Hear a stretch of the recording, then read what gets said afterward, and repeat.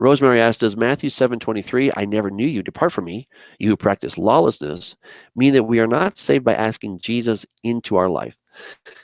Ooh, that's an interesting question. A little bit of a challenging one as well. You remember when the rich young ruler came to Jesus and he said, good teacher, what must I do to inherit eternal life? Jesus said, why do you call me good? There's only one who's good, that is God. But if you want to enter into life, keep the commandments. That's what he says. Keep the commandments. Now, the rich young ruler says, well, I've done that. What do I still lack? Well, if you want to be perfect, Jesus says, he doesn't say, well, if you want to be saved, if you want to inherit eternal life, then you've got to give away everything.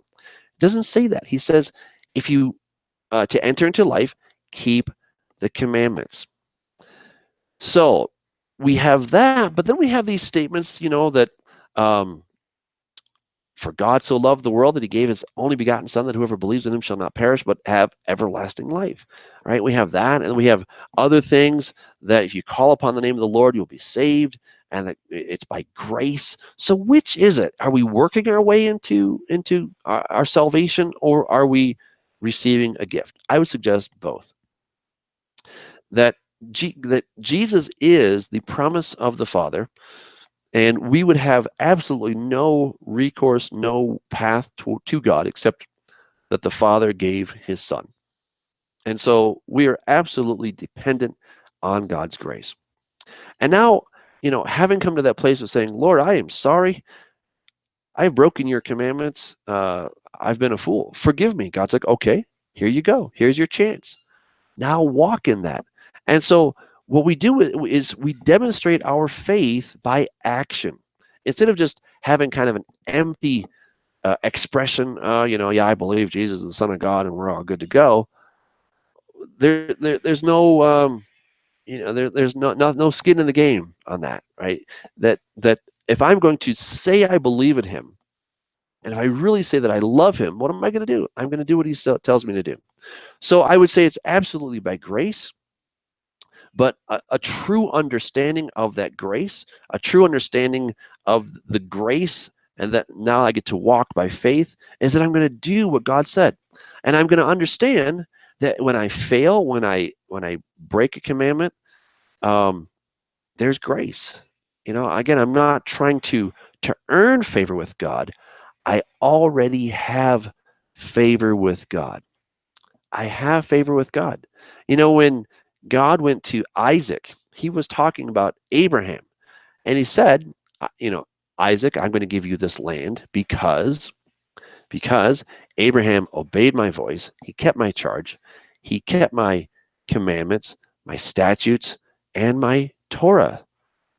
Right? So, but that was in in Genesis chapter 26, right? And years earlier, some 11 chapters earlier, chapter 15, Abraham believed God and was counted to him for righteousness. So which is it? Right? Well, again, it's the basis of faith. It's the basis of understanding God's grace, and that, there's nothing that I can do to add to God's salvation. There's nothing I can do to try to earn God's salvation. But now that I've understood this gift that he's given me, I'm going to walk it out in a way that is pleasing to him.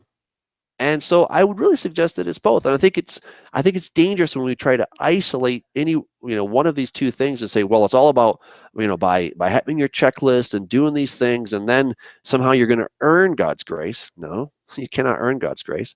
But then on the other hand, well, I've got God's grace and so I don't have to do anything. No, that's not wise either. Because if you really are grateful for what God has done for you, if you really understand what you've been forgiven of, if you understand the lawlessness that you've been forgiven of, why would you go back into that lawlessness?